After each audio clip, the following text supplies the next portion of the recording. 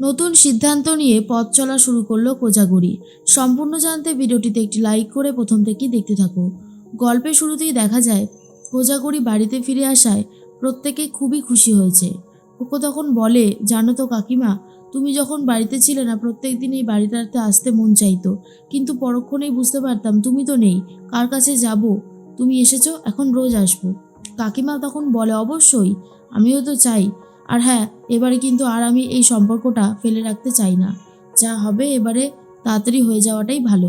তখনই কোকো বলে, সেটা তো বুঝতে পেরেছি, কিন্তু আমার মা। এর মধ্যেই টিটু তখন বলে, আরে বাবা, তোকে কতবার বলেছি বলতো, আরে কাকিমা তো আমারও রেসপন্সিবিলিটি, আমিও তো কাকিমাকে দেখাশোনা করব, সে তো আমারও মা, তাই না? তুই এত ভয় পাচ্ছিস কেন? কোকো তখন বলে, ভয় পাচ্ছি কোথায়, আসলে মায়ের জন্য খুব কষ্ট হয়, এই আর কি, আর কিছুই না। অন্যদিকে কোজাগরি বলে, শোনো, তোমরা যখন এখানে সবাই আছো, তোমাদেরকে কিছু কথা বলতে ইচ্ছে করছে। আর সেই কথাটা আমি বলি, উদ্দোলক বসুকেও আমি বলেছি, এখানে সবাই রয়েছে এখানেও বলি, যে আমি কিন্তু একটা ডিসিশন নিয়েছি, আমি জীবনে কিছু নিজে থেকে করতে চাই। আশা করি তোমরা এই আমার এই ডিসিশনটাকে মেনে নেবে। তখনই তোতা বলে, তাই তাই মা, কি করবে বলো না, কি করবে? আমি শুনতে চাই তুমি কি করবে, বলো বলো বলো, আমি কিন্তু শুনবই। আর ঠিক তখনই কোজাগরি বলে, আরে বাবা, বলছি, সবাই তো এখানে রয়েছে, এই কথাগুলো বলাটা খুবই দরকার, না হলে আর কখনই বা বলবো, এটাই হচ্ছে সেই সময়টা। আর ঠিক তখনই কোজাগরি বলে, আমি ভেবেছি আমি যেটা করতে পারি সেটা নিয়েই এগোবো। ঠাম্মি তখন বলে, ও বৌমা, তখন থেকে তো সেই একই কথা শুনে যাচ্ছি, কি করবে সেটা শুধু বলো, তাহলেই হবে।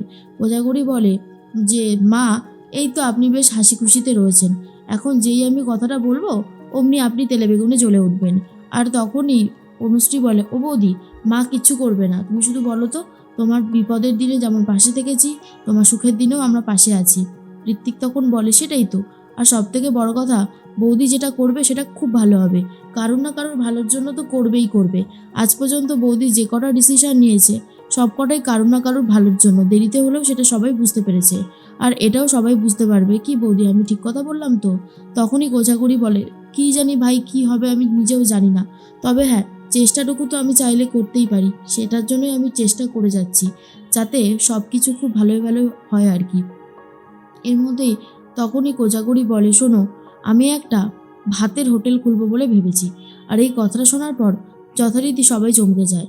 আর তখনই ঠাম্মি বলে, ও মা, তুমি এসব কি বলছো, শেষ পর্যন্ত ভাতের হোটেল? টিনটিন তখন বলে, এসবের কি দরকার মা? কোজাগরি বলে, জানতাম তো, জানতাম তোমরা এরকমটা বলবে। আশা করি আমি কিন্তু এবারে তোমাদের কোনো কথা শুনছি না, সেটা তোমাদের আগে থেকে বলে রাখি। তখনই টিটু বলে, মা, তুমি পারবে এত ধকল সামলাতে? আমাদের বাড়ির রান্না করে আবার তুমি ভাতের হোটেল খুলবে? তখনই কোজাগরি বলে, ও মা, না পারার কি আছে, আমি তো একসাথেই সব কিছু করবো। আমি যদি এই কজনের জন্য রান্না করতে পারি, আর 10-12 জনের রান্না করতে পারবো না? যখন আমাদের এই ভাতের হোটেলটা অনেক বড় হবে, তখন নয় আমরা একটা রেস্টুরেন্ট খুলে নেবো, লোকজন রেখে দেবো, কিন্তু শুরুটা তো আমাকেই করতে হবে। তোতা বলে, মা, তুমি খুব সুন্দর আইডিয়া বার করেছো, তোমাকে আমি সাহায্য করবো, এই আমি বলে দিলাম। হ্যাঁ মা, তোমার সাথে আমি আছি। তখনই অন্যদিকে টিনটিন তখন বলে, কি জানি এসব করে কি লাভ হবে। টিটু তখন বলে, মা, তুমি যদি সুইমিংটাও ভালো করে শিখতে, তাহলে তুমি ভালো করে শেখাতে পারতে। কোজাগরি বলে, এই, আমি কি তোমার কাছে বুদ্ধি চেয়েছি যে কি করব না করব? এ সমস্ত কথা বলছো কেন? আমি এই সমস্ত কথা শুনতে চাই না, একদমই শুনতে চাই না, এ সমস্ত কথা বলে কোনো লাভ নেই।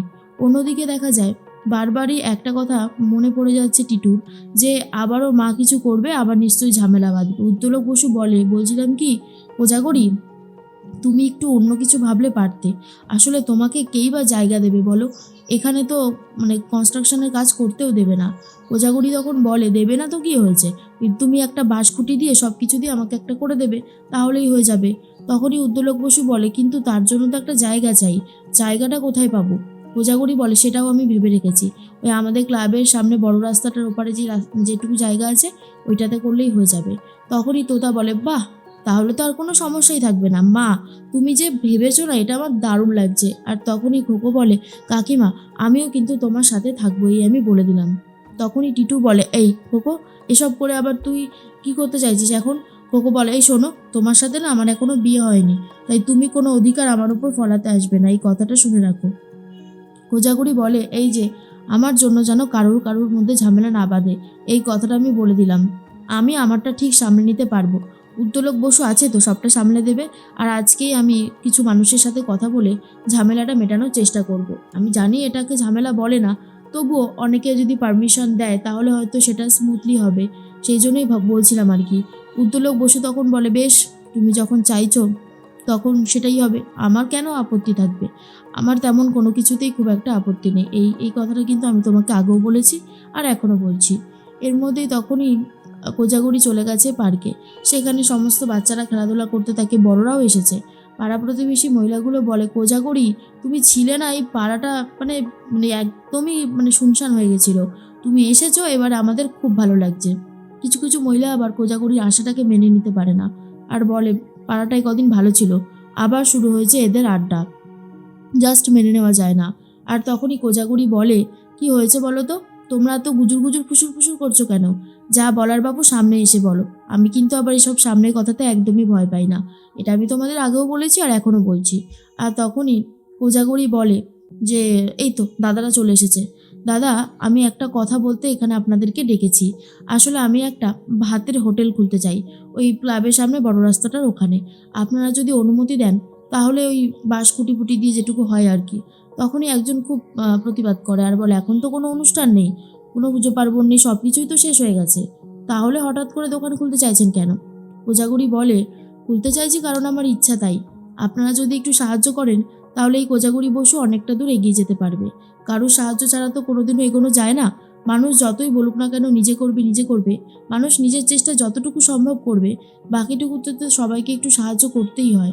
এবার বলুন দাদা, আপনারা কি রাজি? তখন একজন বয়স্ক লোক বলে, ঠিক আছে, আপনি যদি করতে চান তাহলে আমাদের কেনই বা আপত্তি থাকবে। কোজাগরি বলে, প্রথমে একটু শুরু তো করি, তারপরে যদি আপনাদের অসুবিধা হয় আমরা নিশ্চয়ই ওখান থেকে উঠে যাব। আসলে আমি আমার হাজব্যান্ডকে বলেছি যে আমি নিজে কিছু করব, নিজের পায়ে দাঁড়াতে চাই, আর আমি এই রান্নাবান্নায় সব থেকে ভালো পারি।